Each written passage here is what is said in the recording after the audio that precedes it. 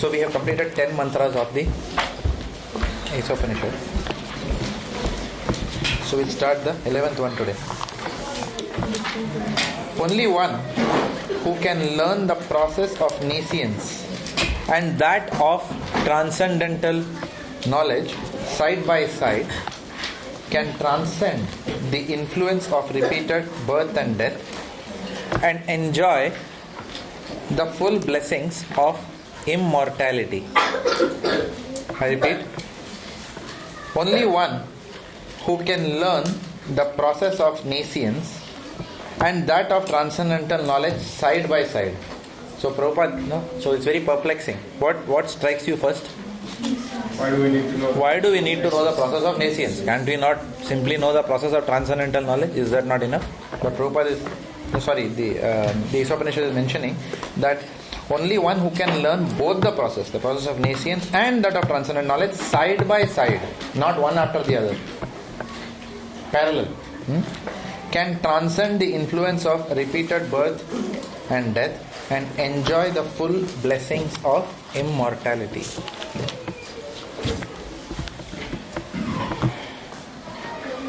Since the creation of the material world, everyone has been trying to attain a permanent life, but the laws of nature are so cruel that no one has been able to avoid the hand of death.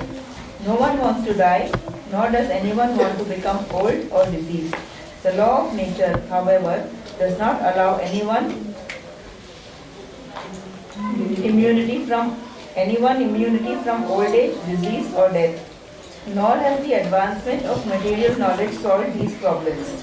Material science can discover the nuclear bomb to accelerate the process of death, but it cannot discover anything that can protect man from the cruel hands of old age, disease and death. Okay, thank you. Mataji, can you read? Next paragraph. From the Puranas, we learn of the activity. No, not you, Mataji. Who read now? No, Mataji. Yeah. From the Puranas, we learn of the activities of Hiranyakashipu, a king who was very much advanced materially. Wanting to conquer cruel death by his material acquisitions and the strength of his nescience, he underwent a type of meditation so severe that the inhabitants of all the planetary systems became disturbed by his mystic powers. He forced the creator of the universe, the demigod Brahma, to come down to him. He then asked Brahma for the benediction of becoming Amara, by which one does not die. Brahma said that he could not award the benediction because even he, the material creator who rules all the planets, is not Amara. As confirmed in the Bhagavad Gita 8.17, Brahma lives a long time, but that does not mean he is immortal. Hiranya means gold and Kashipu means soft bed. This cunning gentleman, Hiranyakashipu, was interested in these two things, money and women, and he wanted to enjoy them by becoming immortal. He asked from Brahma many benedictions in hopes of indirectly fulfilling his desire to become immortal. Since Brahma told him that he could not grant the gift of immortality, Hiranyakashipu requested that he not be killed by any man, animal, god or any other living being within the 8,400,000 species. He also asked that he not die on land, in the air or water, or by any weapon. In this way, Hiranyakashipu foolishly thought these guarantees would save him from death. Ultimately, however, although Brahma granted him all these benedictions, he was killed by the personality of Godhead in the form of Narasimha, the Lord's half-lion, half-man incarnation, and no weapon was used to kill him, for he was killed by the Lord's legs. Nor was he killed on the land, in the air, or in the water, for he was killed on the lap of that wonderful living being, Narasimha, who was beyond his conception. The whole point here is that even Hiranyakashipu, the most powerful of materialists, could not become deathless by his various plans. What then can be accomplished by the tiny Hiranyakashipus of today, whose plans are thought by from moment to moment? Sri Isopanisad instructs us not to make one-sided attempts to win the struggle for existence. Everyone is struggling hard for existence, but the laws of material nature are so hard and fast that they do not allow anyone to surpass them. In order to attain a permanent life, one must be prepared to go back to Godhead. Okay, thank you. So what are the points?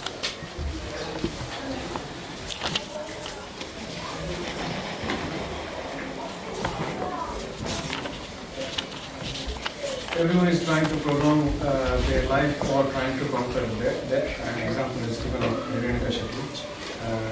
He knew the process of the initials but not the transcendental knowledge. And that's what obviously because of that he did not surrender to God and death came to him as well.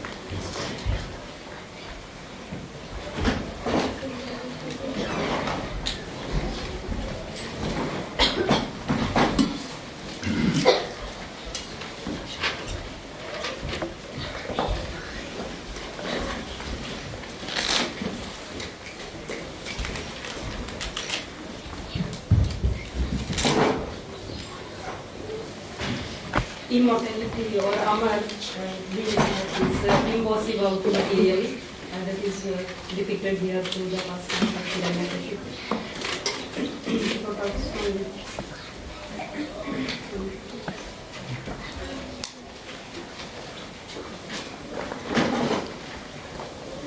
It's interesting, Prabhupada uses the two words cunning and then science. Yes.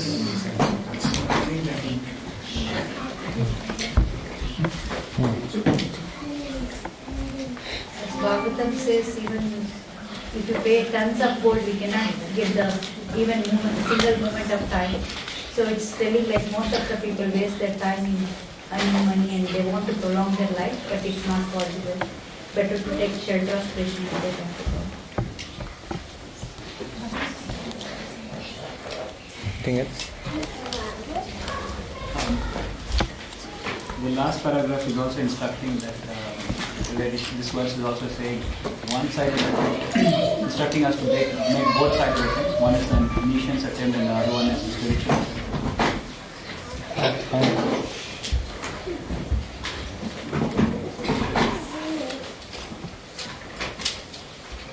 You want someone? No. So the last paragraph is instructing us to say one-sided attempt is futile. We need to also concentrate on getting away from the material world, not just trying to attain permanence by struggling hard in the niches, in the area of niches. Okay. So, the nature of the soul is Anandamaya Dhyasa. The soul is always searching for eternal happiness, not temporary happiness. Soul is always searching for eternal happiness. Now, if we look back, just close our eyes and think, essentially at the grassroots level, what everyone likes to do, given a choice which nobody will, say that no.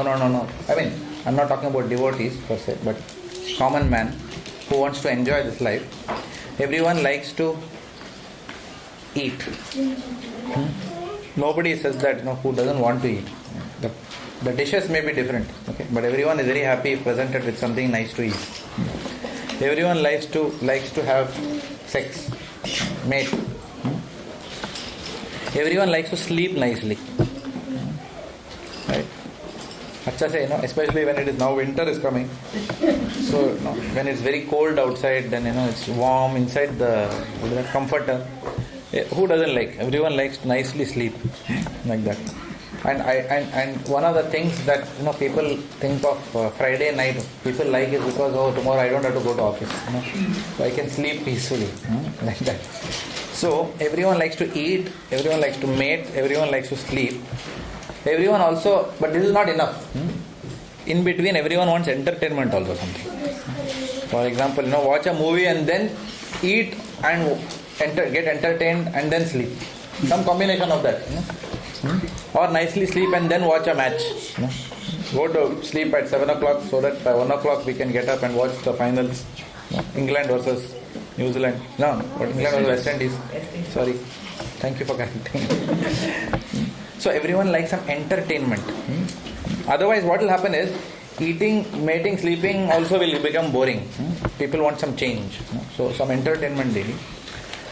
And even this is not enough. If we have all this, how nice it will be if we can control also others.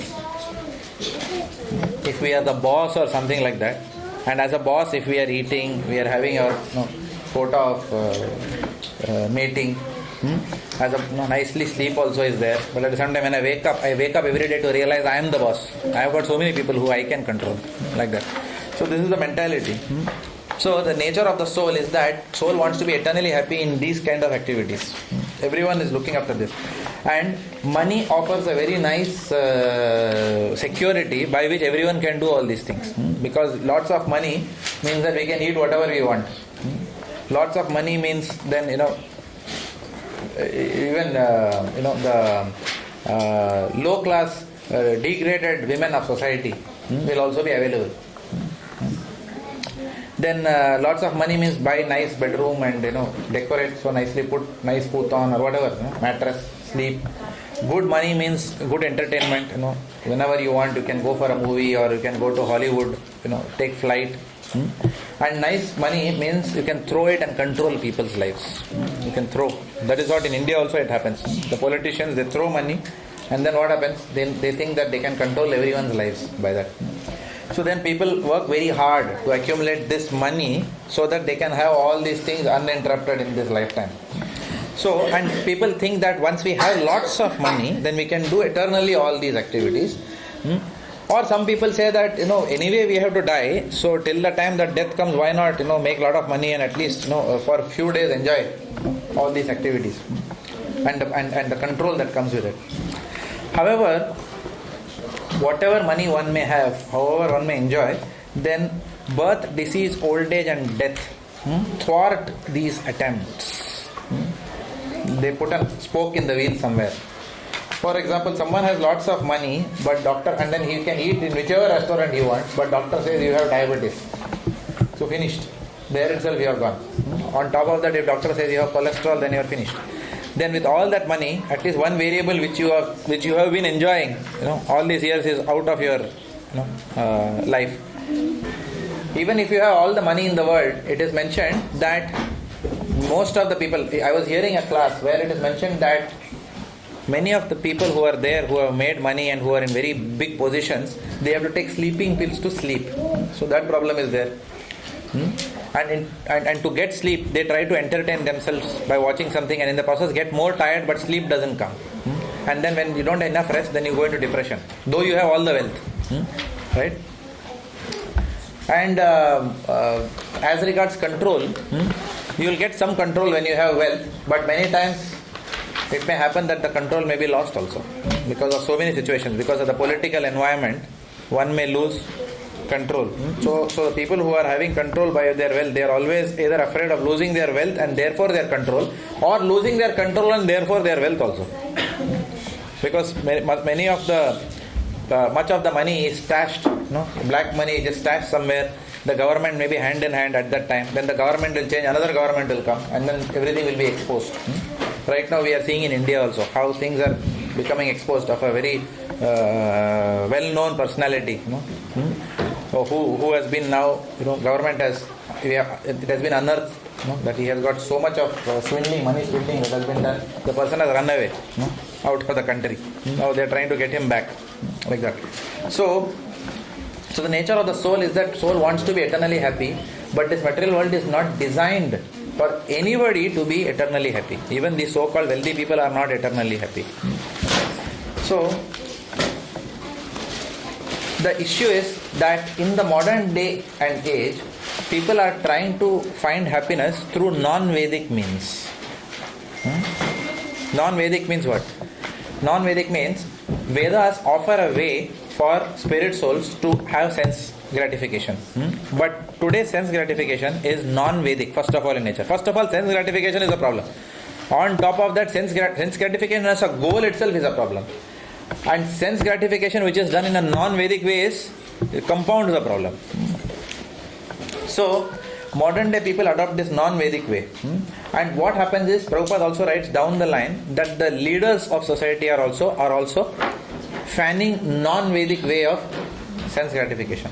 We were discussing in the earlier classes that how during the Australian Open, Keshav Prabhu was also mentioning in Bhagavatam that when the Australian Open, I didn't watch that, but if anyone has watched, I was told that every single set or whatever is replaced in between that. Every single, what do you call set? You call it Advertisement. Yeah, advertisements come, and one advertisement is about alcohol, next is about meat. And then, all the advertisements essentially encourage you or entice you to break the 4 regulative principles. So, and that these are all going on under the willful sanction of the government. So the leaders are also increasing this feverishness. Later on, Prabhupada also writes, when the body is, temperature is what? 98.7 degrees or something, no? That is the right way. So the leadership is encouraging the body temperature, increase it to 107. So Prabhupada is writing all these examples in these purports down the line.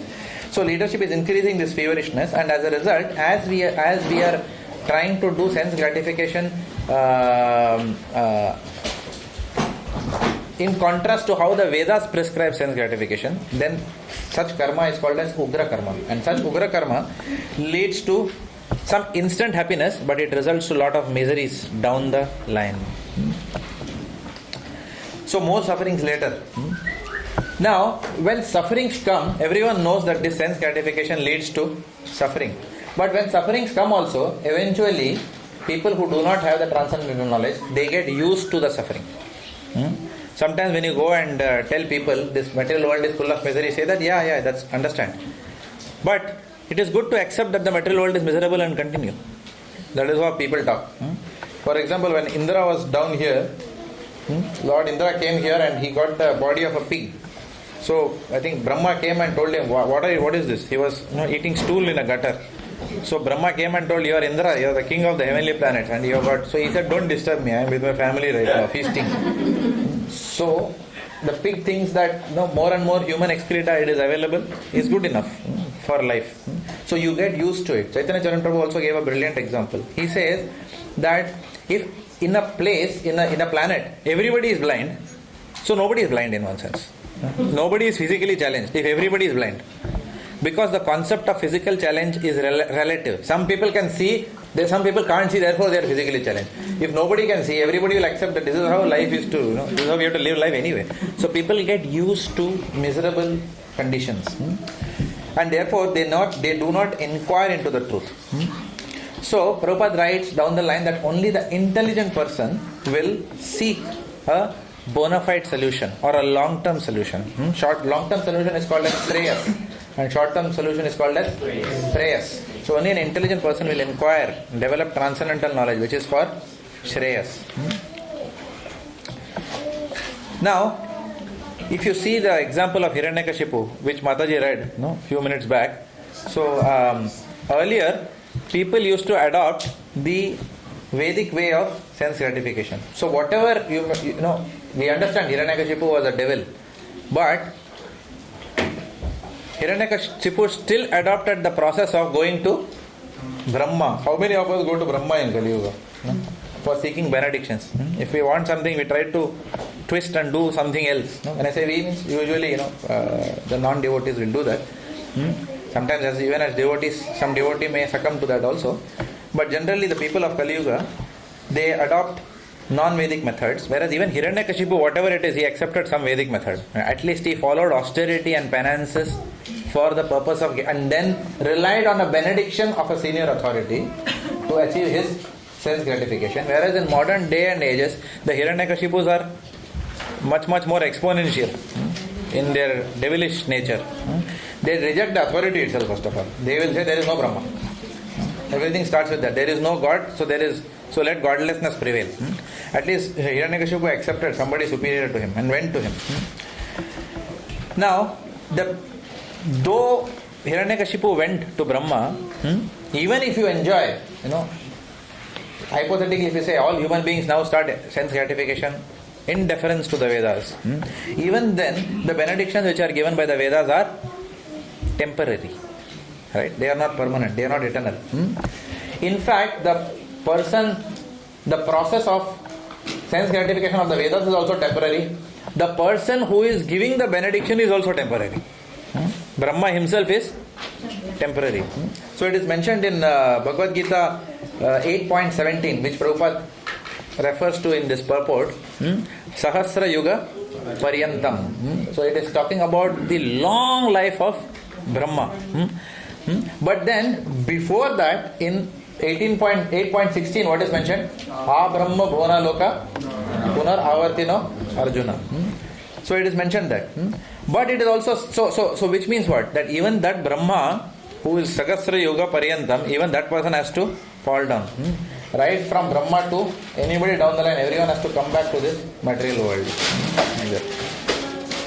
And then the Lord says, Mam upetya tu kaunteya punar janmana vidyate. But if someone is surrendering to Lord Krishna and through the process of taking transcendental knowledge, then there is no punar janma. Otherwise, everyone has to come back into this material world.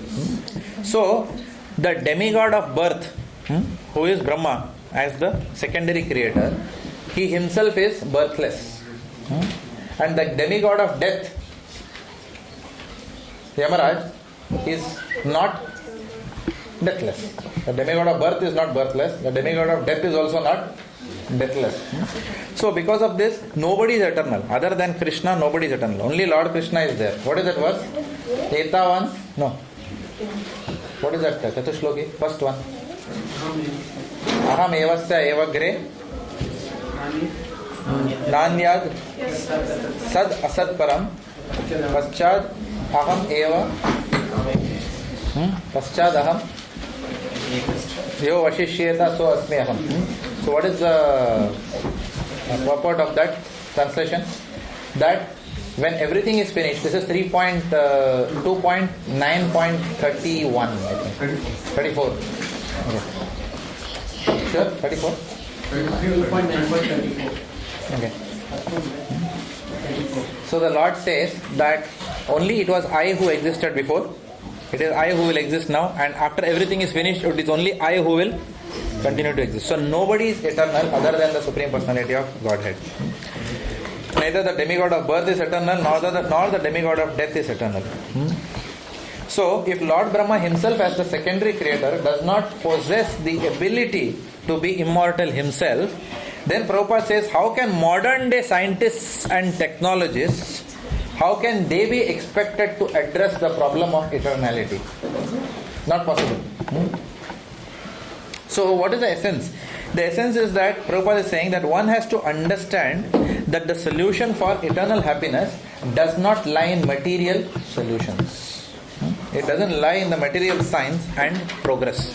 Material science and progress will not give eternal happiness because we are spirit, soul and not matter. Material science will only give solutions to manipulation of matter, but it will not give science about the eternality of the soul, or how a soul which is entrapped in this temporary matter can attain that eternality back. Material science does not offer the solution. So then, what is the solution then? So now the next series of paragraphs will come to what is the solution. So, Prabhupada is saying the solution is not material knowledge but transcendent spiritual knowledge. So let us see. Let's read further. So where did we leave? Sri Isopanisad instructs us. So who can read? Shabdabam Prabhu, you want to read? Sri Isopanisad instructs us not to make one-sided attempts within the struggle for existence. Everybody is struggling hard for existence. But the laws of material nature are so hard and fast that they do not allow anyone to surpass them. In order to attain a permanent life, one must be prepared to go back to Godhead. Damu Prabhu, where is the clock? It's not working. It's not working. Okay, so.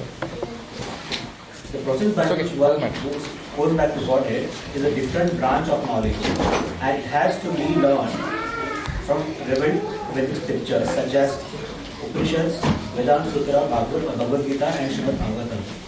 To become happy in this life and attain a permanent blissful life after leaving this material body, What happened? I'm struggling with this now. S7. Thankfully, no, this has got some feature. It's called always on feature. No, I'll not go into that. Yeah. The time is always on. That's why. Even nap we have this always on, always on. What is that? Keep it where? This will disturb. You want the phone on the camera?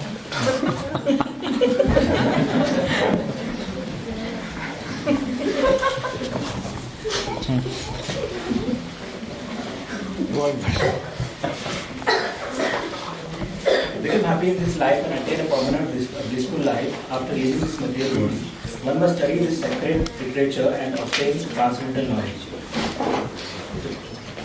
The conditioned living being has forgotten his eternal relationship with God and has mistakenly accepted the temporary bliss of his birth as all in all. The Lord has kindly delivered the above mentioned scriptures in India and other scriptures in other countries to remind forgetful human beings that his home is not here in this material world. The living being is a spiritual entity and he can be happy only by returning to his spiritual home. From his kingdom, the personality of Godhead sends his bona fide servants to propagate his message by which one can return to Godhead. And sometimes the Lord comes himself to do this work. Since all living beings are his beloved sons, his parts and parcels, God is more sorry than we ourselves to see the sufferings we are constantly undergoing in this material condition. The miseries of this material world serve to indirectly remind us of our incompatibility with dead matter. Intelligent living entities generally take note of these reminders and engage themselves in the culture of Vidya or transcendental knowledge. Human life is the best opportunity for the culture of spiritual knowledge, and a human being who does not take advantage of this opportunity is called Naradu, the lowest human being, the lowest of human beings. The path of Avidya or advancement of material knowledge for self-gratification is the path of repeated birth and death. As he exists spiritually, the living entity has no birth or death. Birth and death apply to the outward covering of the spirit soul, the body. Death is compared to the taking off and birth to the putting on of outward ornaments, outward garments. Foolish human beings who are grossly absorbed in the culture of avidya nations do not mind this cruel process. Enamored with the beauty of the illusory energy, they undergo the same misery and do not learn any lessons from the laws of nature. Therefore, the culture of avidya or transcendental knowledge is essential for the human being. Sense enjoyment is the diseased material condition. In the diseased material condition must be restricted as far as possible. Unrestricted sense enjoyment in this bodily condition is the path of ignorance and death. The living entities are not without spiritual senses. Every living being in his original spiritual form has all the senses, which are now materially manifested. Being covered by the material body and mind, the activities of the material senses are perverted reflections of the activities of the original spiritual senses. In his disease condition, the spirit soul engages in material activities under the material covering. Real sense enjoyment is possible only when the disease of materialism is removed. In our pure spiritual form, free from all material contamination, real enjoyment of the senses is possible. A patient must regain his health before he can fully enjoy sense pleasure. Thus, the aim of human life should not be to enjoy perverted sense enjoyment, but to cure the material disease. Aggravation of the material disease is no sign of knowledge, but a sign of avidya, ignorance. For good health, a person should not increase his fever from 105 degree to 107 degrees, but should reduce his temperature to normal 98.6. That should be the aim of human life. The modern trend of material civilization is to increase the temperature of the finished material condition, which has reached the point of 107 degree and in the form of atomic energy. Meanwhile, the foolish politicians are trying that at any moment the world may go to hell. That is the result of the advancement of material knowledge and the neglect of the most important part of life. The culture of spiritual knowledge, Shri Shuddhashat, herein warns that we must not follow this dangerous path leading to death. On the contrary, we must develop the culture of spiritual knowledge so that we may become completely free from the culture, from the cruel hands of death. This does not mean that all activities for the maintenance of the body should be stopped. There is no question of stopping activities, just as there is no question of wiping out one's temperature altogether when trying to recover from a disease. To make the best of use of a bad bargain is the appropriate expression.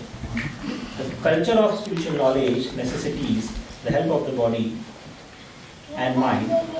Therefore, maintenance of the body and mind is required if we are to reach our goal. The normal temperature should be maintained at 98.6 degrees, and the great sages and saints of India have attempted to do so by a balanced program of spiritual and material knowledge. They never allow the disease of human intelligence for disease sense gratification.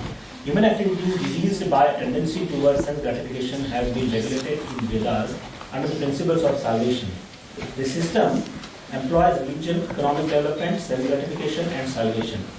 But at the present moment, people have no interest in religion or salvation. They have only one aim in life, self gratification, and in order to achieve this end, they make plans for economic development. Misguided men think that religion should be maintained because it contributes to economic development, which is required for self gratification. Thus, in order to guarantee further sense gratification after death in heaven, there is some system of religious observance. But this is not the purpose of religion. The path of religion is actually meant for self-realization, and economic development is required just to maintain the body in a sound, healthy condition. A man should live a healthy life with a sound mind just to realize vidya, true knowledge, which is the aim of human life. The life is not meant for working like an ass or for culturing avidya for sense gratification. The path of vidya is most perfectly presented in Srimad Bhagavad, which directs a human being to utilize his life to inquire into the absolute truth. The absolute truth is realized step by step as Brahman, Paramatma, and finally Bhagwan. The pursuit of Godhead, the absolute truth is realized by the broad-minded man who has attained knowledge and detachment by following the 18th principle of the Bhagavad Gita, described in the purport to Mantra 10. The central purpose of these 18 principles is the attainment of transcendental devotional service to the personality of Godhead. Therefore, all classes of men are encouraged to learn the art of devotional service to the Lord. The guaranteed path to the aim of Vidya is described by Srila Rupa Goswami in his Bhaktivedanta Swami, which we have presented in English as the Nectar of Devotion. The culture of Vidya is summarized in Srimad Bhagavatam 1.2.14 in following words. Tasmad ekyanam manasa Bhagwan Sarvatam Pati Shrut Suvaya Shrotavya Kirtitavyasta Dhyaya Pujyascha Nityava. Therefore, with one-pointed attention, one should constantly hear about, glorify, remember, and worship the personality of Godhead, who is the protector of the devotees. Unless religion, economic development, and self-gratification aim towards the attainment of devotional service to the Lord, they all are simply different forms of nations, as Sri Isopanisad indicates in the following mantras. Okay, so what are the points?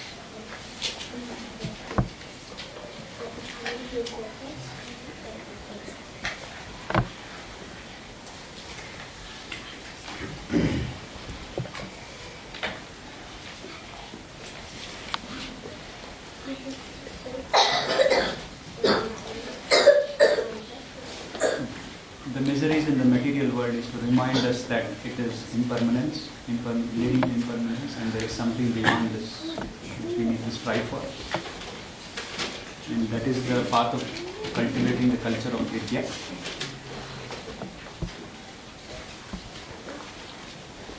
Okay. No points in such a long purport. Human body is given for devotional service.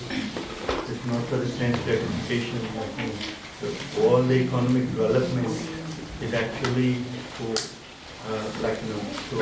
to develop the devotional service, not for your own sense gratification.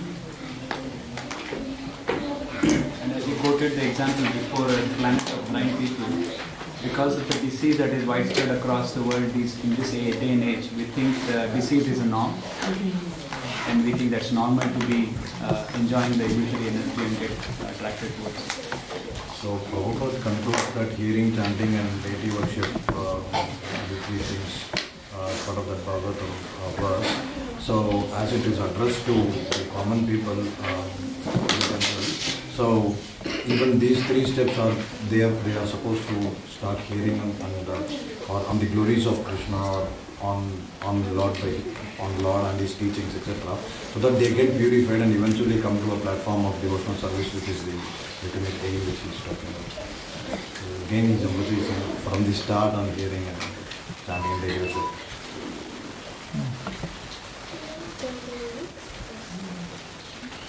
The difference between Vidya and Avidya is explained, and ultimately you can say that anything short of your devotional service can neither satisfy Krishna nor the soul. So we must dovetail all our Krishna service. Another point also that interestingly Prabhupada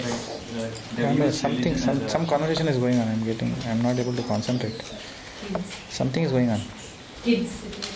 Yeah, so somebody has to manage. If the parents are nearby, please. So the misguided men have actually labeled religion as an alternative means for sense gratification and helping economic development rather than a spiritual upliftment. Yeah, good point. Misguided men and guided missiles. Bhagavatam says points like material sense gratification is like trying to chewing the chew. And also it says the plight of people in this avidya is pashyamati na pashyati. Even though they are sufficiently experienced, they will not know it because of this. Okay, so in the first half of this verse,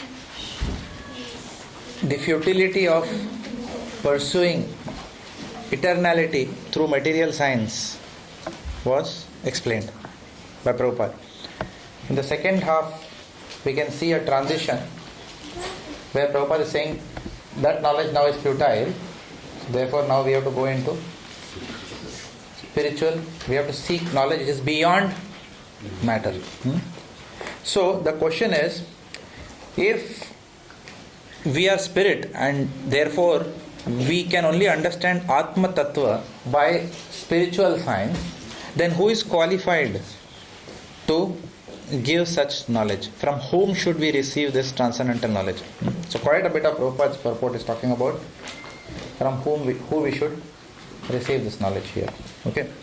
So in the 6th canto, when you read the Ajamila's pastime, when Ajamil is the first attempt, when he is about to leave his body, he doesn't leave. In the first attempt, what happens? The Yamadutas come to take him, and then obviously Vishnudutas come and then save him.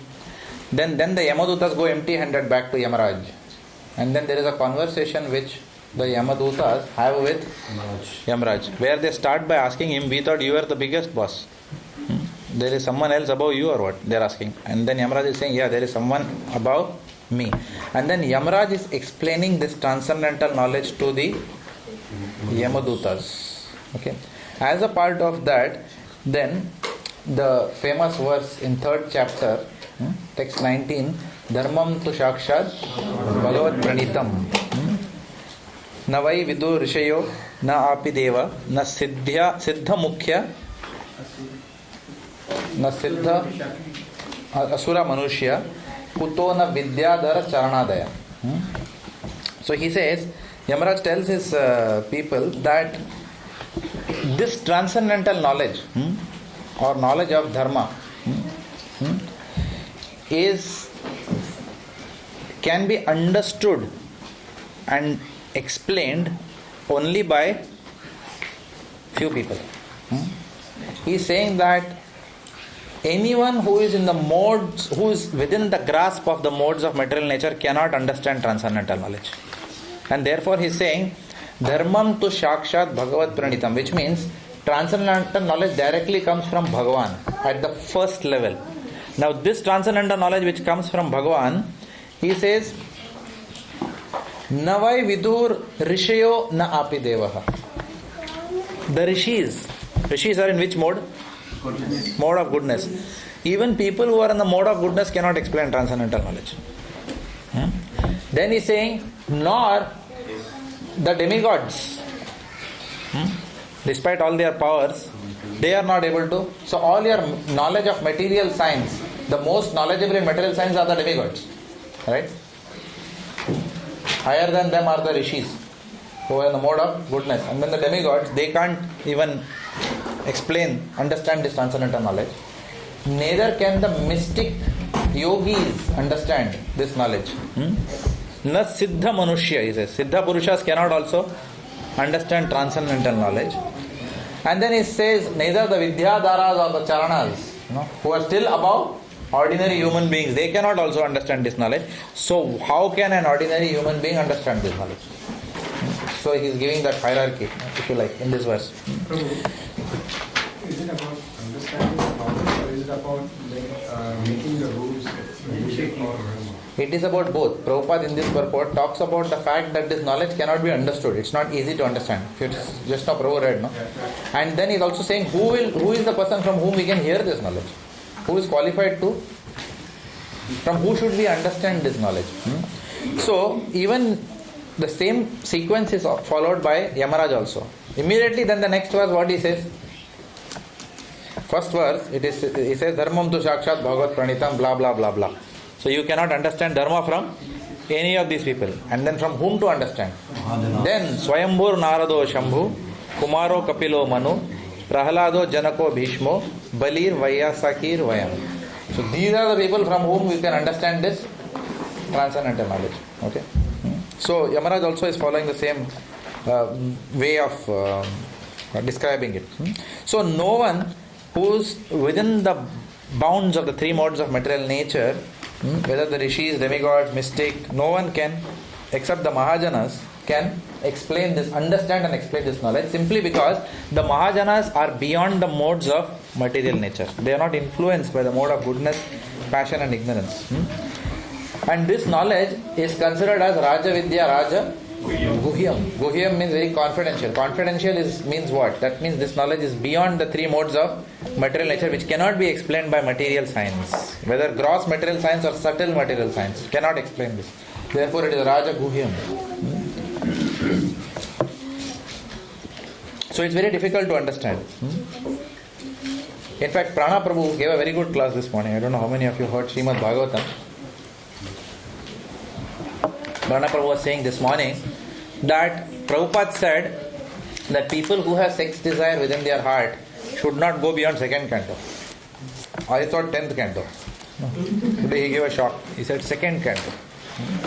Because to the extent we have sex desire, to the extent that we are in the bodily platform, we cannot understand the Srimad Bhagavatam, because Srimad Bhagavatam is for those people who are completely free from the Nirmat Saranam Satam. Free from any bodily conception of life, be it gross or subtle. It's completely pure in heart. But in this purport, Srila Prabhupada says, but if by chance someone gets this transcendental knowledge, okay, then such a person is very fortunate and he can get liberated and go back to Godhead in this very lifetime. So, there are two aspects of transcendental knowledge. One is the metaphysical aspect of transcendental knowledge, and the other is the spiritual aspect of transcendental knowledge. The metaphysical aspect of transcendental knowledge is which is mentioned in Bhagavad Gita chapter 2. Soul, body, soul cannot be cut, blah blah blah blah. And the second part is the devotional part.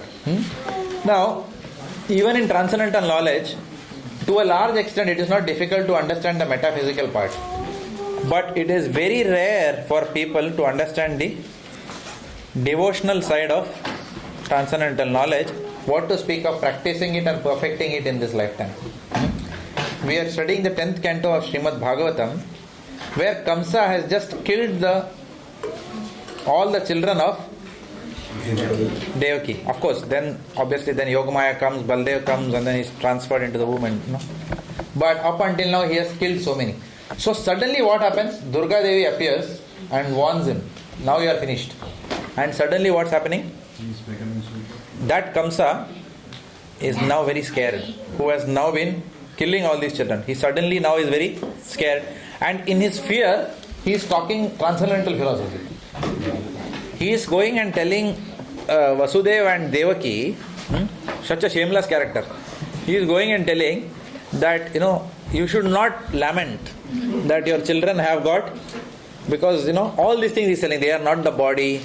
Anyone who is born anyway is bound to die. So please do not, बुरा मत मानना कि मैंने आपको 6 बच्चों को मार दिया. He is telling very nonchalantly, without a sense of, he is not even hesitating that I have killed. Just imagine, suppose I kill someone, I kill some child, and then I go to the parents and say, don't mind, anyway death is going to come. What do you think they will do to? They will say the same thing, don't mind for you also. Like that. For you also death will come, no, but don't mind. No? Anyway you would have died sometime, we will make it easier for you now. No, that is what will happen. So Kamsa is shameless. But then he is very fluently describing the metaphysical aspect of transcendental knowledge. Same phenomenon we see even in Hiranyakashipu. Hiranyakashipu is also giving, a transcendental Funday. He is also giving to everyone, like that. So the metaphysical aspect still maybe someone may be able to understand, but the devotional aspect is one has to be blessed to understand the devotional aspect. So Prabhupada is concluding, in this essence, Prabhupada is saying that we have to balance the material as well as the spiritual knowledge. We need, because we are conditioned souls, we need to go through some material experiences to surrender to Krishna.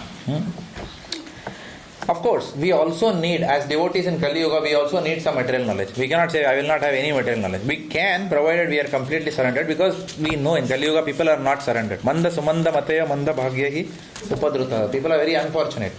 So it is said that in Kali Yuga most of us will be Shudras. Therefore, we have to cultivate some material knowledge, because Shudras means people who work under someone. So in that sense, all of us are Shudra, because we are working under some manager somewhere. Right? So therefore, in Kali Yuga, we have to acquire some material skills. If not anything, at least for sustaining our spiritual life. So there is some material knowledge that is required. So there has to be a balance of material knowledge and spiritual knowledge. So we have to balance, even in our day-to-day life, we see that we have to balance our time which we use for studying something which is required to progress in our career, and then switching over to for progressing in our spiritual career. So we have to always balance both. Yeah. So, yeah, true. So we have to balance. We have to balance our material and spiritual knowledge, and balance our material as well as our spiritual life. So that we don't end up setting lofty standards for ourselves and get frustrated in our own spiritual pursuits. Neither do we become very critical of others, we having set lofty standards of others that others must follow. So then we become critical and again we follow because of that. So we don't want to be disappointed in bhakti. So Prabhupada says that therefore regulation is important.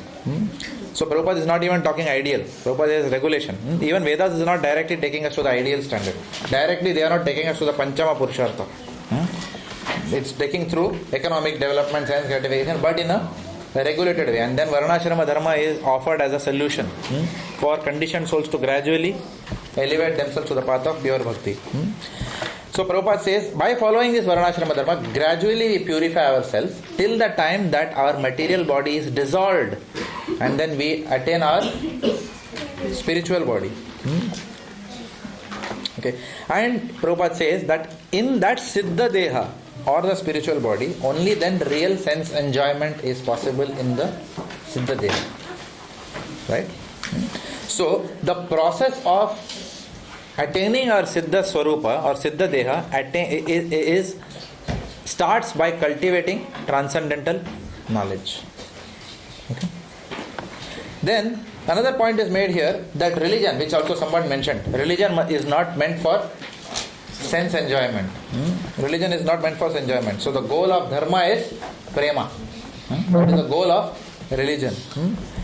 Neither working hard is religion. Prabhupada is saying here, human life is not meant to work like asses, like that. So Chaitanya Charan Prabhu was also mentioning that many people say work is worship, but he mentioned that work which is done as service to the Lord is actually worship, not any kind of work. Not all work is worship.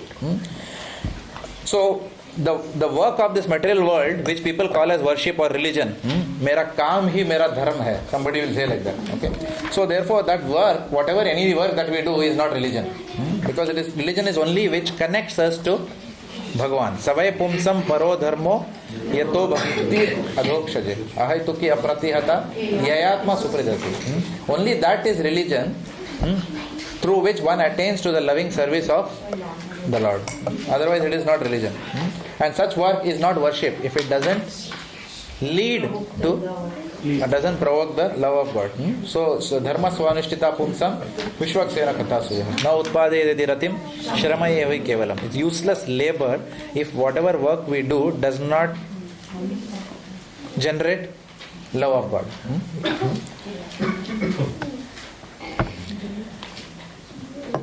Lord Rishabhadev also in Canto 5, in the first verse of 5th chapter, reiterates this.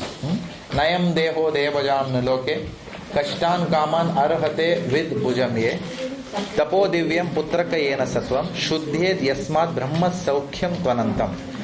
The purpose of the human form of life is not to work like dogs and asses, because such a sense gratification even is available to the lower species of life. But the goal of life is what? Tapo divyam. In this life, what we must do? Tapasya in this lifetime. And Prabhupada then writes in the purport that tapasya in this lifetime is what? Chanting the holiness. Following the Navavida Bhakti process is the tapasya which we do. To attain what? Brahma Saukhyam Tvanantam. To attain Brahma Saukhyam. So Tapo Divyam to attain Brahma Saukhyam. So this is the essence of mantra 11. Okay. Anything?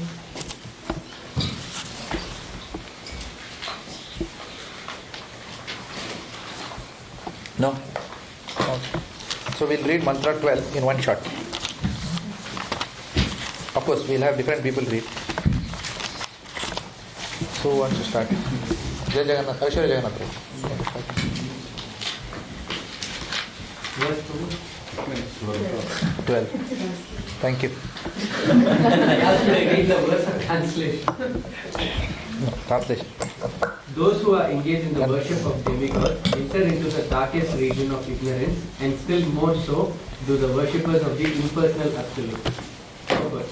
The Sanskrit word Sambhuti refers to those who have no independent existence. Sambhuti is the absolute personality of Godhead who is absolutely independent of everything. In the Bhagavad Gita 10.2, the absolute personality of Godhead, Sri Krishna says, Name Vidu Suragana Brahmana Maharasaya Aham Adhihi Devana Maharishinam Sarvasara. Neither the hosts of demigods nor the greatest sages know my origin or opulence. For in every respect I am the source of the demigods and sages. Thus Krishna is the origin of the powers delegated to demigods, great sages and mystics. Although they are endowed with great powers, these powers are limited, and thus it is very difficult for them to know how Krishna himself appears by his own intelligent potency in the form of a man. Many philosophers and great rishis or mystics try to distinguish the absolute from the relative by the tiny brain power. This can only help them reach the negative conception of the absolute without realizing any positive trance of the absolute. Definition of the absolute by negation is not complete. Such negative definitions lead one to create the concept of one's own. Thus one imagines that the absolute must be formless and without qualities. Such negative qualities are simply the reversals of relative material qualities and are therefore also relative. By conceiving of the absolute in this way, one can at the utmost reach the impersonal effulgence of God known as Brahman, but one cannot make further progress to Bhagavan, the personality of Godhead. Such mental speculators do not know that the absolute personality of Godhead is Krishna, that the impersonal Brahman is the glaring effulgence of his transcendental body, or that the Paramatma, the Super Soul, is his all-pervading plenary representation. Nor do they know that Krishna has his eternal form with its transcendental qualities of eternal bliss and knowledge.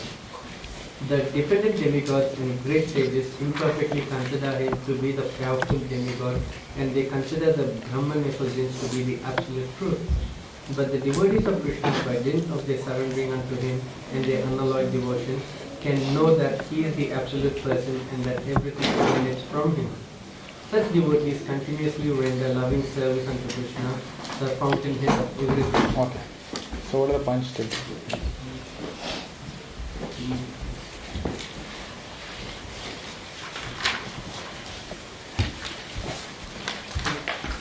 So there is a big assumption made here that the demigod worshippers, they're all bad, or and also even people who are worshipping the impersonal Brahmavadis. If you read the translation, the second one, it says, and still more so, the worshippers of the impersonal absolute. So the assumption is that impersonal worship is something really, really bad, but when you look at it, that's the first level of understanding. Okay. So Prabhupada is, we have to understand the mood of Prabhupada right now. There is an assumption behind. There's an assumption, yeah. It's not an assumption, it's a fact. What Prabhupada is writing is a fact, but you have to understand it. What Prabhupada is referring to here is the Mayavadis, obviously. Right? Yeah. He's not talking about the Brahmavadis. Correct. He's talking about the Mayavadis. And even in demigods, Prabhupada is specifically talking about people who worship these demigods with material desires. So that's what I'm saying. So ignoring the authority of the Supreme Lord. Or thinking that the Supreme Lord is the same as any of the demigods, which is the Pancha Upasana which they do. No? In the who is that? Which Arya Samaj, no? They do that. Arya Samaj or Brahmo Samaj, one of them. No? They do the Pancha Upasana. They keep all the deities in front. And they say Durga is also same as Ram, is same as Krishna, is same as Shiva, is same as somebody. They'll keep all the Ganesha. So they will do all that Pancha Upasana. So what? So Prabhupada is attacking those people right now. Prabhupada is saying they have no idea about the supremacy of Lord Krishna. They do not have an idea that aham sarvasya prabhavo mattah sarvam pravartate. Nor do they have an idea of maya dhyakshena prakrite soyate sacharacharam. They don't know. Neither do they know brahmano hi pratishtha aham. They don't know that Lord Krishna is the source of the demigods. Lord Krishna is the source of Brahman. Lord Krishna is the controller of demigods as well as of Brahman. So they don't understand that. Some people think that demigods are the same as Lord Krishna is also another demigod. Some others are even worse. They say that Lord Krishna is a human being. He is a very great human being with special powers. Some little bit more refined definition, some people say is that no. He is the highest manifestation of Brahman. Therefore he is Para Brahman. No, there is another definition. Brahman in its full power is Krishna. Then when Brahman in its diluted powers may be some others. Therefore Krishna is supreme than others. So even if you talk to these people, Brahmavadis, they may also tell you that Krishna is the supreme. Krishna is the supreme form of Brahman, they will tell you. So you have to be very, very careful to understand this. Krishna is the, if you say is Krishna supreme or Shiva, undoubtedly it's Krishna who is the supreme. So you will feel very happy. Same philosophy, but no. But Krishna is subordinate to Brahman. Krishna is less subordinate to Brahman than Shiva is. Shiva is even more subordinate because he is one level below. Shiva is also manifestation of Brahman, but not as much. So if Brahman is 100, Krishna has manifests all 100. Whereas Shiva and Brahma will only manifest 95%, something like that. But Krishna is Sampurna Brahman, they will say. Which is not false, but which is not the absolute understanding also. Like that. Just for my clarification, is it that which is criticized here that the worshippers of demigod will go to the darkest regions? Because the demigod themselves do not claim that they are independent of the Lord, but the people who actually worship them independently thinking they are independent. Correct. They go to the Correct. That is why Prabhupada is condemning the worshippers of demigods as fools. Because they don't want to go to the Lord. Isopanisad starting book for new people as well. It's a small book, I'll probably distribute that as well. So if somebody reads this course, a new person, not knowing the philosophy, obviously not knowing these assumptions as well, behind it will be very confusing for them as well. Yeah. But it will be good if they read it. Mostly nobody will read it. They'll keep it in the shelf. Well, after some time they'll give it to the paper wala. In Australia we don't have paper wala, no? Then in India we have paper wala. They'll put all the paper, they'll keep all these books and vajan mein bech denge. Like that. So nobody will read it. And even if someone reads it, they are not going to understand anything. They wouldn't even get angry. But then the question is, if nobody's reading, nobody understands it, why would you should read it? For Prabhupada's pleasure. Because somebody may read, one person may understand. In fact, through book distribution, so many people have become devotees. Yeah. No doubt.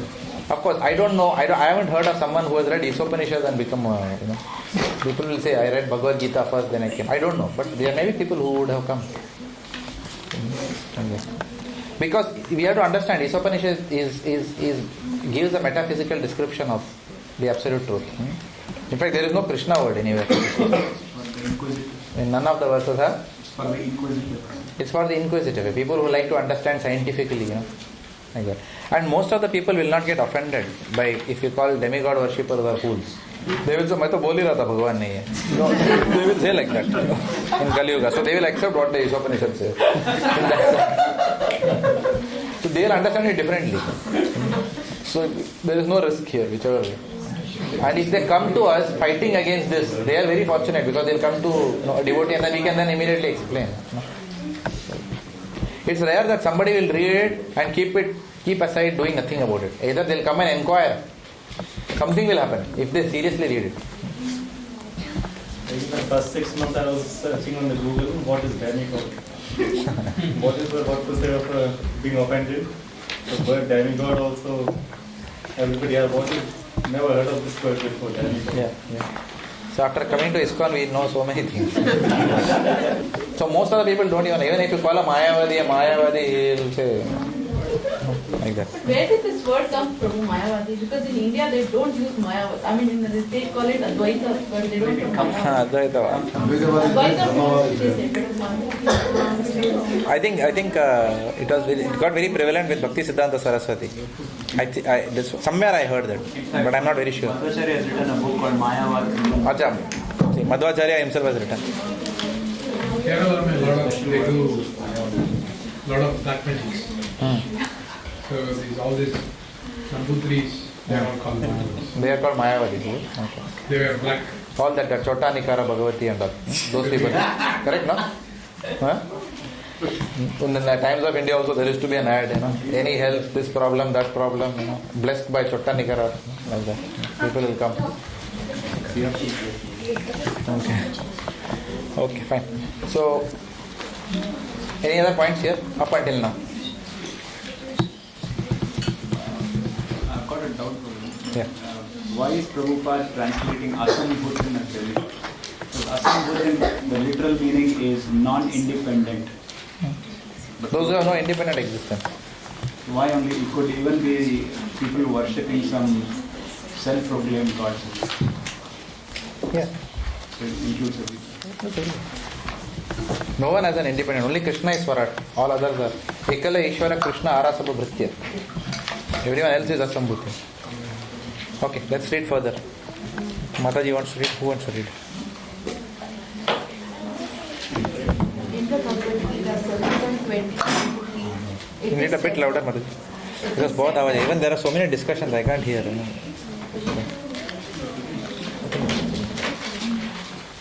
Mataji.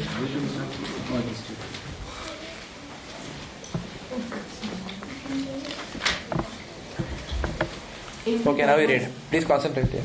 In the Bhagavad Gita 7.20-23, it is said that only unintelligent, bewildered persons driven by a strong desire for sense gratification worship the demigods for the temporary relief of temporary problems.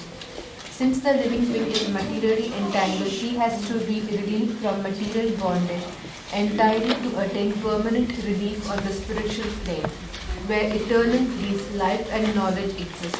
Sri Isopanisad therefore instructs that we should not seek temporary relief of our difficulties by worshipping the dependent demigods, who can bestow only temporary benefit. Rather, we must worship the absolute personality of God Krishna, who is all attractive and who can bestow upon us complete freedom from material bondage by taking us back home, back to God. It is stated in the Bhagavad Gita 7.23 that the worshippers of the demigods can go to the planets of the demigods. The moon worshippers can go to the moon, the sun worshippers to the sun, etc. Modern scientists are now venturing to the moon with the help of rockets. But this is not really a new attempt. With their advanced consciousness, human beings are naturally inclined to travel in outer space and to reach other planets, either by spaceships, mystic powers, or demigod versions. In the Vedic scriptures, it is said that one can reach other planets by any one of these three ways. But the most common way is by worshipping the demigod presiding over a particular planet. In this way, one can reach the moon planet, the sun planet, and even Brahmaloka, the topmost planet in this universe. However, all planets in the material universe are temporary residences. The only permanent planets are the Vaikuntha Lokas. These are found in the spiritual sky, whereas the personality of God himself predominates. As Lord Krishna states in the Bhagavad Gita 8.3, Abrahma Bhuvana Loka Purna Avartina Arjuna Mam Upetya Tu Kaunteya Purna Janmana Vidyate. From the highest planet in the material world down to the lowest, all are places of misery wherein repeated birth and death takes place. But one who attains my abode, O son of Kunti, never takes birth again. Sri Isopanisad points out that one who worships the demigods and attains to their material planet still remains in the darkest region of the universe. The whole universe is covered by the gigantic material elements. It is just like a coconut covered by a shell and half filled with water. Since its covering is airtight, the darkness within is dense, and therefore the sun and the moon are required for illumination. Outside the universe is the vast and unlimited Brahmajyoti expansion, which is filled with Vaikuntha Loka.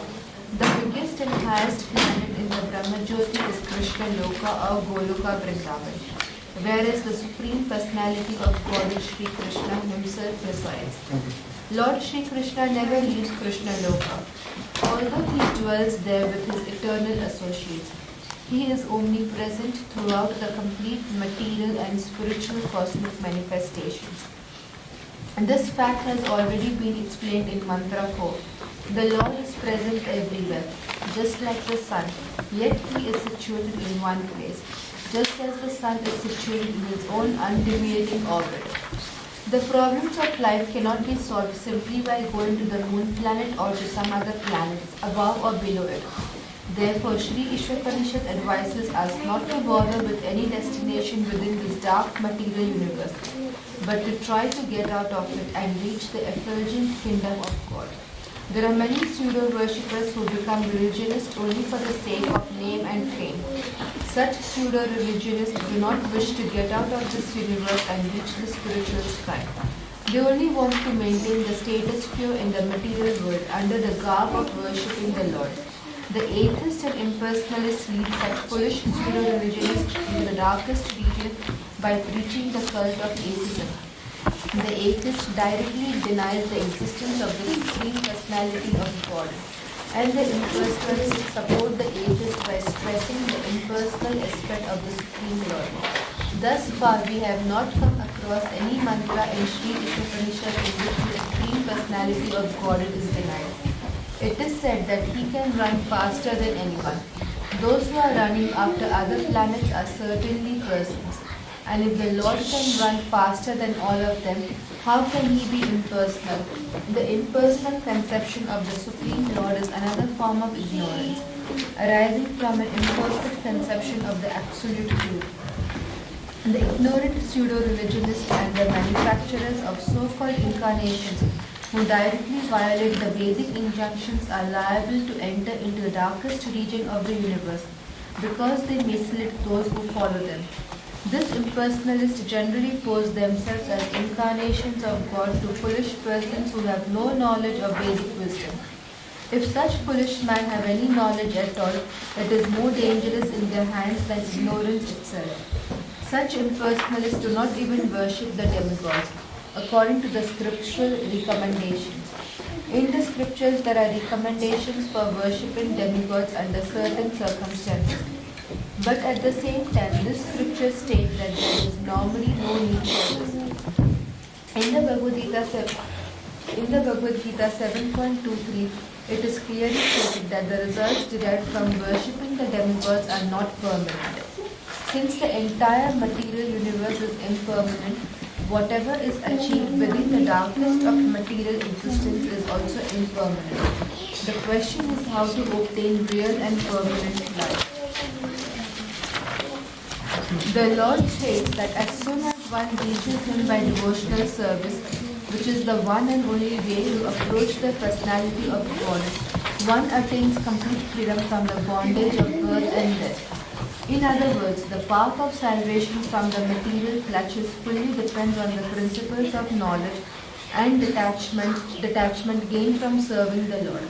The pseudo-religionists have neither knowledge nor detachment from material affairs, for most of them want to live in the golden shackles of material bondage, under the shadow of philanthropic activities disguised as religious principles.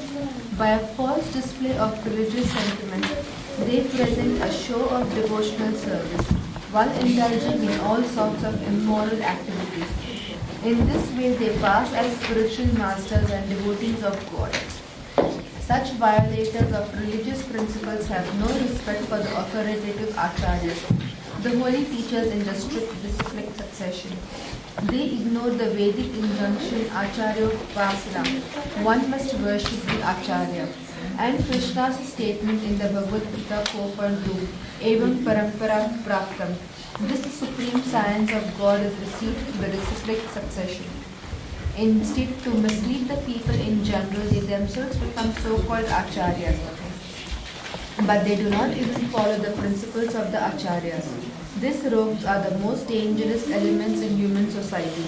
Because there is no religious government, they escape punishment by the law of the state. They cannot, however, escape the law of the Supreme, who has clearly declared in the Bhagavad Gita that envious demons in the garb of religious propagandists shall be thrown into the darkest regions of the hell. Bhagavad Gita 16.19-20.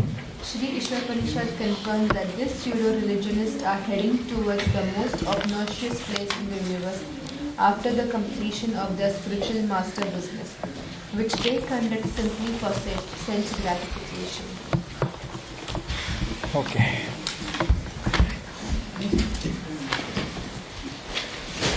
Sense window.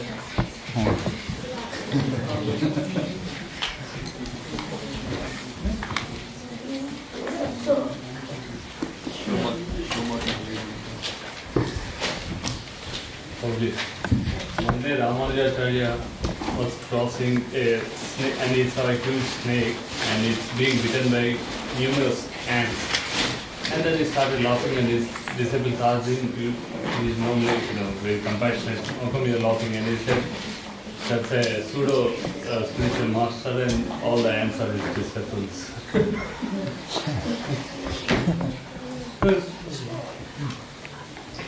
They've taken a second look.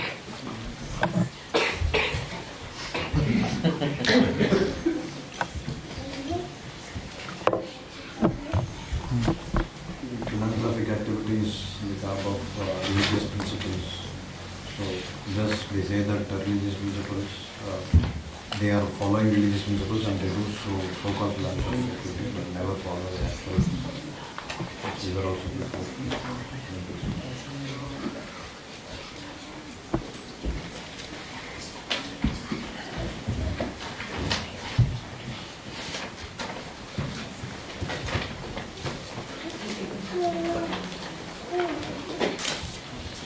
I just want to mention, because I was reading the journey from Radha Maharaj mentions he meets certain people, especially one of them in Gaya, when he was acting as an acharya, but he soon discovers in the garb of acharya he was doing all the illicit activities.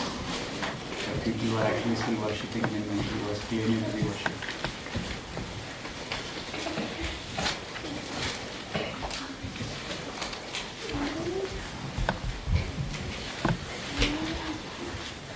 Nothing.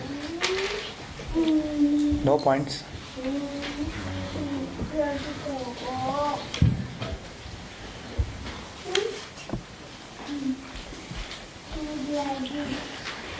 You are giving a class on this verse and everyone is looking at you.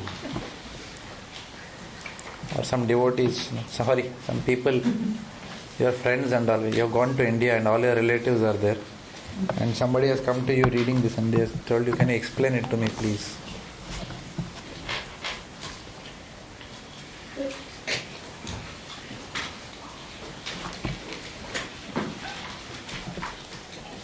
कुछ नहीं बोलोगे? You will say no comments. Prabhupada actually stresses the personal feature of the Lord by comparing running.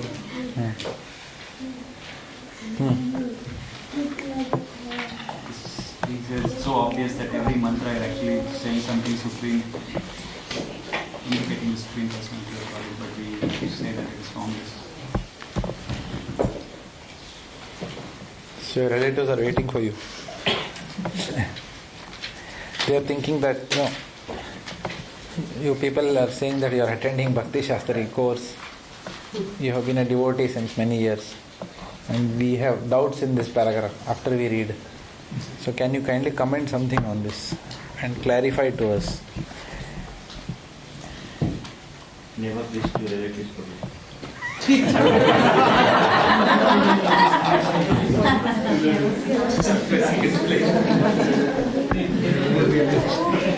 Even if your relatives ask you this question, you will tell them, I have been instructed not to preach to them.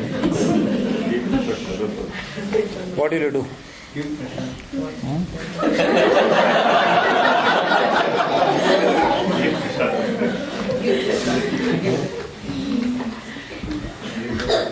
How will you explain? I think this side is doing most of the talking. There are not many points I'm hearing, except for one or two Matajis.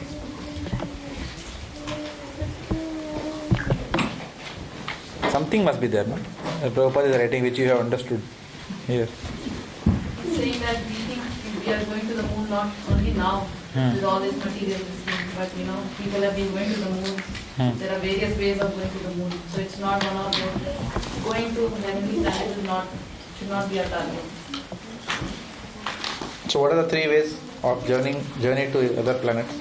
Spaceships, mystic yogas and which is the most common most? Okay. What else? Your relatives are waiting for you to start speaking something. It's 9 o'clock.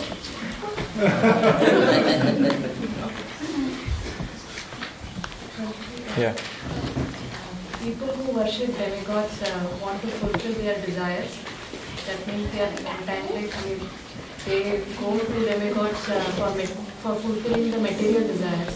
So the more the desires get fulfilled, that means you are getting more bondage to the material world. Okay. So, in material world, Gaurang Prabhu, if you hear a saints and swindlers, there are two parts, part 1 and part 2, if you remember those lectures. In part 1 he says, especially again, I remember my own college days, during engineering college, at that time there were no computers, at least when I studied engineering. So our whole life was meant on, our whole studies was around that Xerox wala. Xerox wala. You know what is Xerox wala? Photocopier fellow. So, and those Xerox walas not one, they were many. I remember even when I was in my MBA, then outside my opposite was this Unilever, this side was ICICI Bank, and diagonally opposite was that sandwich wala and Xerox wala. So both of them, they made, I can't imagine the money they must have made because of us. After every lecture we'll go for tea and vada pav, and then as we go we will give Dilip, जरा फटाफट मार के रखना. 50 paisa, 50 paise, something like that, 25 paise per page, something was there. And then, we used to give this, and then we used to keep on doing this, Xerox. And that's how, because we can't afford the original book. Most of the authors, if you say corporate finance, then Brierley Myers. Brierley Myers, when I heard the price of the book, I didn't even have the guts to approach my father. Not that he wouldn't have purchased, but then we always think that abhi original lega to I'll have to pay 1200 rupees, which was a big amount. At that time, 1200 rupees was something good. Nowadays it has got no value. But I still remember a corporate finance book which I wanted, and it was 1200, and they used to say American edition, full of colors and all that. So for us, we always think, color se kya lena dena hai? Chalo fatapat Xerox wala. So Xerox wala will charge, usually he will charge the same book, if it's 1200 rupees, he will do it for 200 rupees. Which is 1/6 of the cost. But even in that, what we used to do was, we used to say that, हम लोग bulk order देते हैं. Don't make it 200, make it 100. And even that 100, we will say, 2 friends will use one book. You use for half, so 50 rupees. So that is how we used to study. Lowering the cost, and still having access to all the international books, because there was no internet at that time. So nowadays it might be easy. So, Gauranga Prabhu says that we are used to getting imitations of the original at lesser price. So, we become habituated to that after some time. It still shows the time. So, we become habituated, to using imitation of the real. Which may not be directly coming from the original publishing house, but which may be coming from someone who's taking just images of that and giving it to you at a cheaper price. So we are so used to getting things very cheap that when we come to devotional life also, we want to attain God not for 1200 rupees but for 50 rupees. So this is the gist of how he starts. Not really what I am saying, but something like this. He says that we are used to getting everything very cheaply. So when Srila Prabhupada initiated his first set of disciples, and after the initiation ceremony was over, then Prabhupada wrote on the wall, from now you will be following no meat eating, no intoxication, no illicit sex, no gambling. They all fell from their chairs. They couldn't believe it. They said, Prabhupada, you never told us. Prabhupada said, now you are initiated, now you have to follow all these things. So because for them spirituality did not involve following any rules and regulations, and there were a lot of bogus people who were masquerading as pseudo-spiritualists, who were saying all this is not required. So therefore, we have to give the philosophy uncompromisingly, but with compassion. But uncompromisingly. We cannot say it's acceptable just because, Prabhupada never did that. Prabhupada gave the philosophy. Yes, we are tolerant with the anarthas which people have, because there are 1,000 other people who are tolerant to the anarthas that we have. And we also know our earlier days. It took me several years to, give up tea, coffee, onion, garlic, all those things. So we also, because somebody was patient with us, we are also generally very patient with our members. We have to be like that, but we should not hesitate to give the answers. Similarly, when it comes to demigod worship also, then we have to be firm. I remember in the earlier days, you were there every moment in the Mill Park program. How many questions used to come about demigod worship? Demigod worship, Sai Baba worship, everything was there. But we were firm that Krishna is the Supreme Personality of Godhead. There was no diluting that philosophy. We never said stop your demigod worship. We said continue your demigod worship, obviously, because the way we explain is, and it is a fact, because demigod worship, if it is done with affection, then the demigods award the sadhaka by directing them to Krishna. Krishna himself says that. If you worship the demigod, ultimately they will direct you to me only. Like that.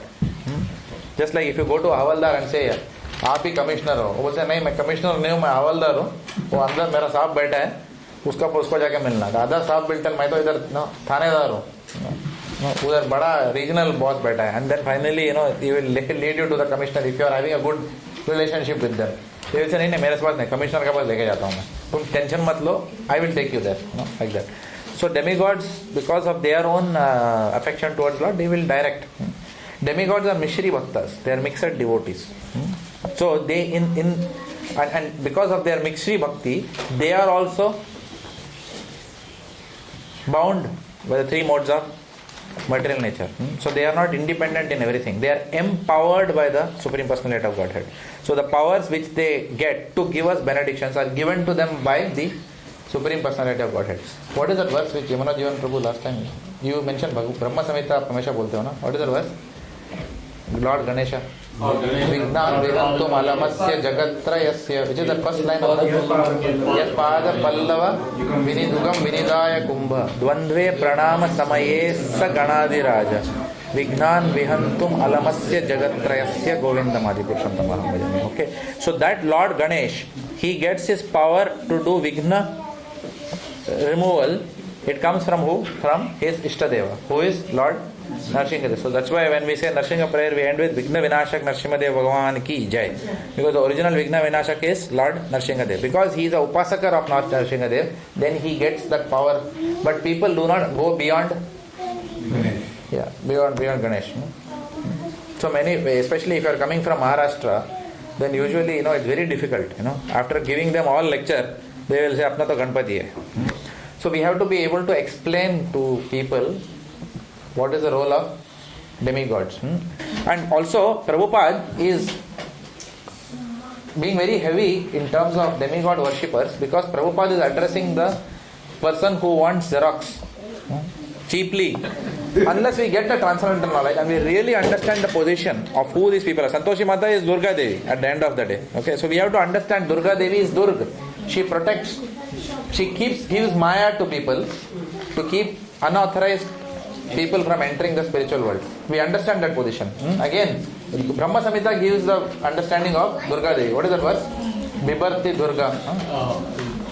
Chayeva Shishti Sati